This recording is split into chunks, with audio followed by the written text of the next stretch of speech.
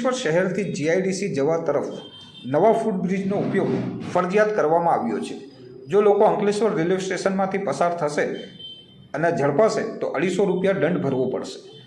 Ankleshwar railway station ખાતે એક સમયે જૂના નેશનલ હાઈવે નંબર 8 તારીખે બનેલા બ્રિજ પરથી 2 વ્હીલર અને 3 વ્હીલર ગાડી પસાર થતી હતી। વર્ષો સુધી સેવા આપ્યા બાદ રેલવે ફૂટબ્રિજ અત્યંત જર્જરિત થતાં ગત તારીખ 14મી જુલાઈ 2023ના રોજ બંધ કરી દેવામાં આવ્યો હતો અને રાહદારીઓ માટે વૈકલ્પિક વ્યવસ્થાના ભાગરૂપે રેલવે વિભાગ દ્વારા સ્ટેશનમાંથી અવરજવરની છૂટ આપવામાં આવી હતી। આજે 8 મહિના બાદ હવે શહેર અને જીઆઈડીસી તરફના આવાગમન માટે out to out railway overbridge ઊભો કરવામાં આવ્યો છે, જે રેલવે સ્ટેશનની દક્ષિણ ભાગે બનાવવામાં આવ્યો છે। અવરજવર માટે એપ્રોચ રોડ પણ તૈયાર કરી દેવામાં આવ્યો છે। જોકે કેટલાક વખતથી આ બ્રિજ બનીને તૈયાર થયો હોવા છતાં લોકો તે બાબતથી અજાણ હોવાના કારણે હજુ પણ લોકો સ્ટેશનમાંથી આવાગમન કરી રહ્યા છે। રેલવે સ્ટેશનમાંથી હવે આવાગમન કરવું દંડનીય બની શકે છે। રેલવે સ્ટેશનના અંદર પસાર થતી વેળા પકડાશો તો 250 રૂપિયા દંડ ફટકારવામાં આવશે। જે તે સમયે જે પણ ટ્રેન ત્યાંથી પસાર થઈ હશે તેનું ભાડું પણ દંડરૂપે રેલવે વિભાગ વસૂલી શકે છે।